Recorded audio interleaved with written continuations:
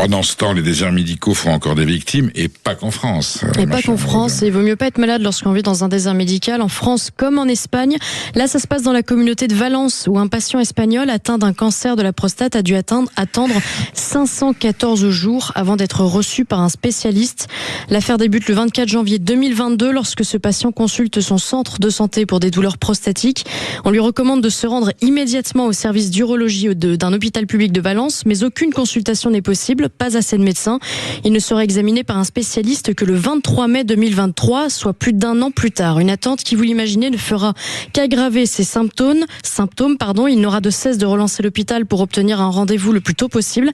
Le patient est atteint d'un cancer de la prostate qui aurait pu être diagnostiqué à temps, mais sa prise en charge tardive lui imposeront un protocole lourd combinant radiothérapie et castration chimique en janvier 2024. Au vu des conséquences physiques et psychologiques, vous l'imaginez, le patient a engagé une procédure juridique. Il réclame une indemnisation de 36 237 € auprès du ministère de la Santé locale. Le plaignant dénonce une désorganisation administrative ayant entraîné un énorme retard de traitement, provoquant chez lui dépression, anxiété et insomnie, en plus du reste. Le problème des déserts médicaux n'est donc pas uniquement français, ce qui n'est pas fait pour nous rassurer.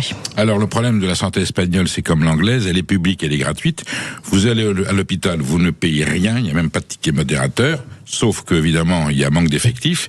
Et quand on veut se faire bien soigner, eh bien, on va souvent retrouver les mêmes médecins qui travaillent dans le service public, mais qui vous reçoivent en consultation privée. Et là, c'est une autre somme. Et là, évidemment, vous avez un rendez-vous dans la semaine. Mais si vous devez vous contenter d'un spécialiste mandaté par le service public, eh bien, vous êtes, comme ça arrive aujourd'hui dans beaucoup de régions françaises, eh bien, vous attendez 2 mois, 3 mois, que ce soit un cardiologue, un ophtalmologiste, un rhumatologue. Bon, alors que font beaucoup de nos compatriotes? Eh bien, ils prennent le TGV, ils montent à Paris, ils ont un rendez-vous dans la semaine.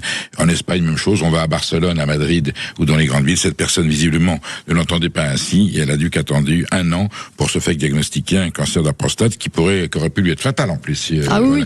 Donc voilà. Alors, le service public mal géré, surtout avec cette possibilité d'aller consulter le même médecin à titre privé, mais à 300 ou 400 € la consultation, c'est sûr que ça crée une disparité et une injustice flagrante.